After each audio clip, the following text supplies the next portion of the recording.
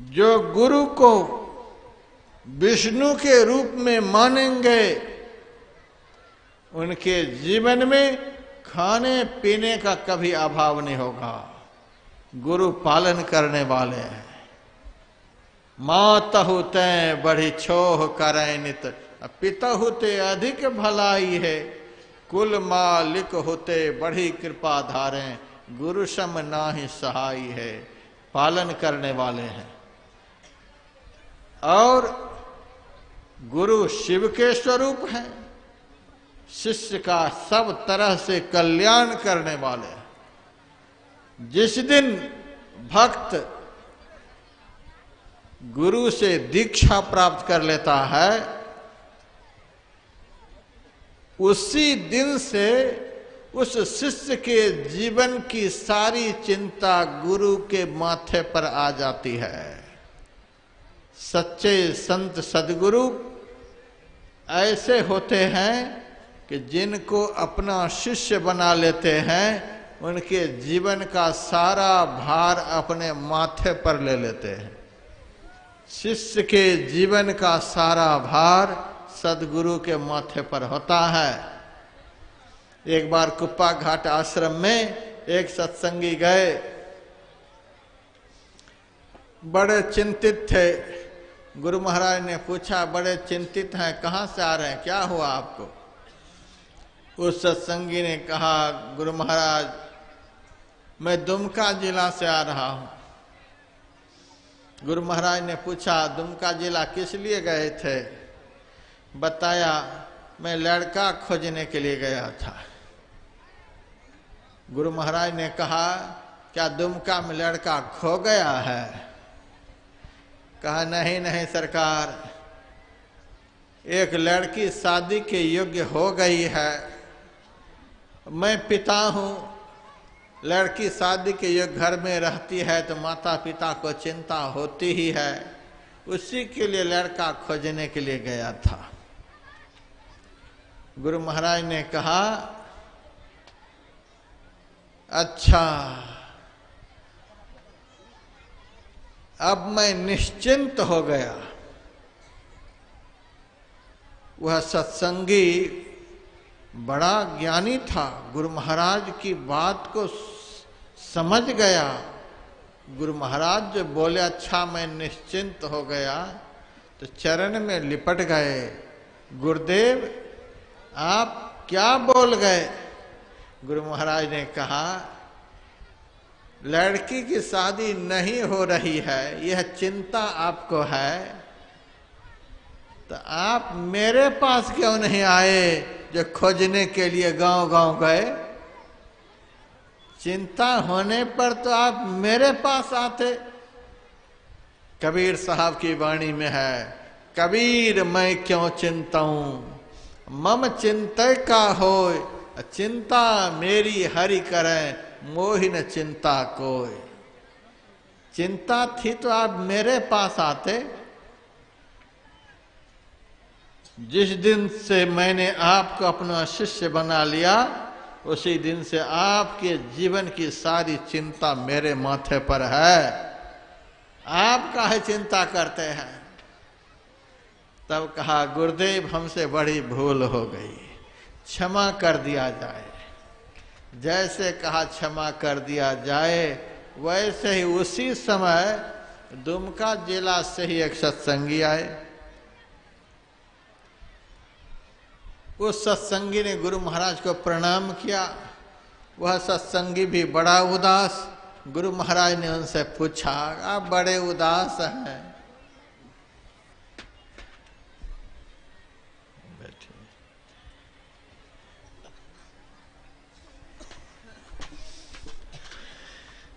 आप बड़े उदास हैं, क्या बात है?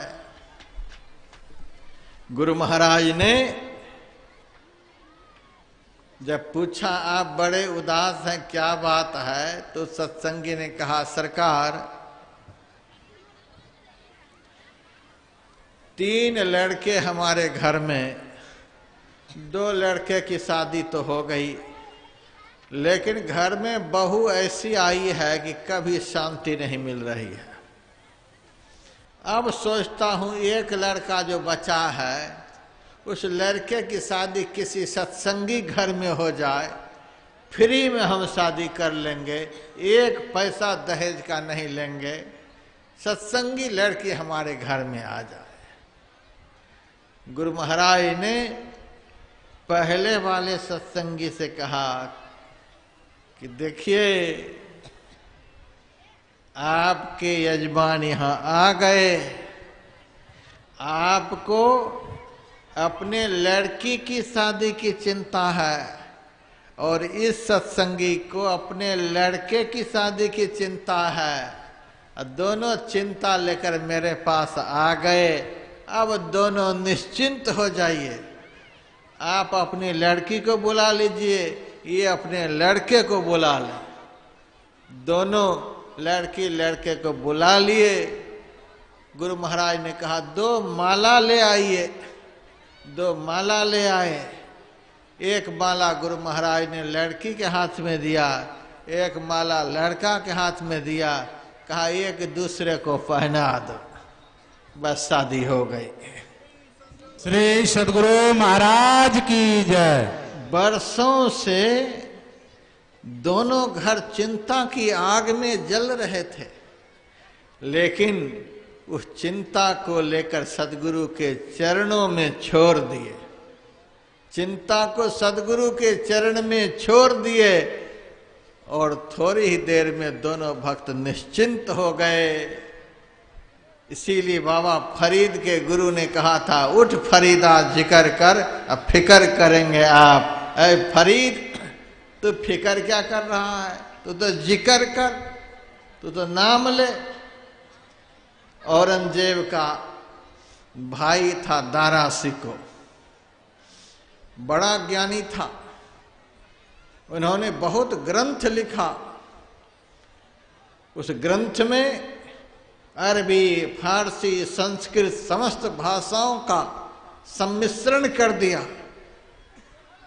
उन ग्रंथों में से एक ग्रंथ का नाम है इल्लो उपनिषद। मैंने पढ़ा उसको।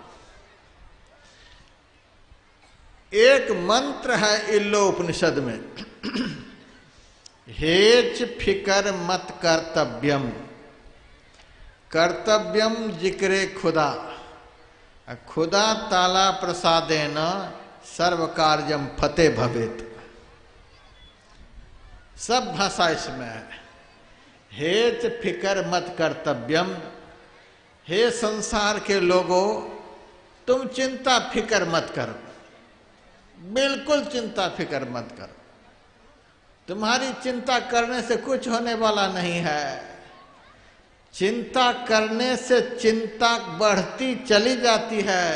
चिंता आग है, चिंता सांपिन है, वह कभी कम नहीं होती है। चिंता करने से चिंता बढ़ती जाती है और चिंतन करने से चिंता खत्म हो जाती है। यदि संत सद्गुरु के बताए हुए नाम का, संत सद्गुरु के बताए हुए पवित्र रूप का कोई चिंतन करे तो चिंता सदा सदा के लिए समाप्त हो जाएगी। हेच फिकर मत कर्तव्यम, हे संसार के लोगों, चिंता फिकर मत करो। कर्तव्यम जिक्रे खुदा, यदि चिंता ही करना चाहते हो तो खुदा का चिंतन करो, परमात्मा का चिंतन करो, ईश्वर का चिंतन करो, अपने सद्गुरु का चिंतन करो। और इस चिंतन का फल क्या मिलेगा? खुदा ताला प्रसादेना, ईश्वर परमात्मा की कृपा से सर्व कार्यम फतेह भवेत, तुम्हारे सब काम पूरे हो जाएंगे, कोई काम अधूरे नहीं रहेंगे। यह पवित्र रूप के चिंतन का फल है।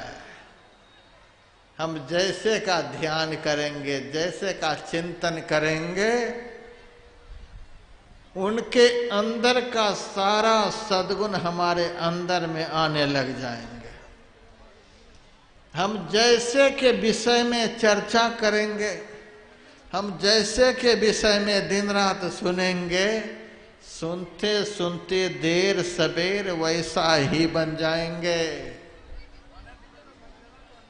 इसीलिए भगवान कृष्ण का वचन है, मच्चित्ता मद्गत प्राणा बोधयन्तः परस्परम कथयन्तश्च मां नित्यम तुष्यन्ति च रमन्ति च तेषां सततयुक्तानां भजतां प्रीतिपूर्वकं ददामि बुद्धि योगं तं येन मामुपयान्ति ते।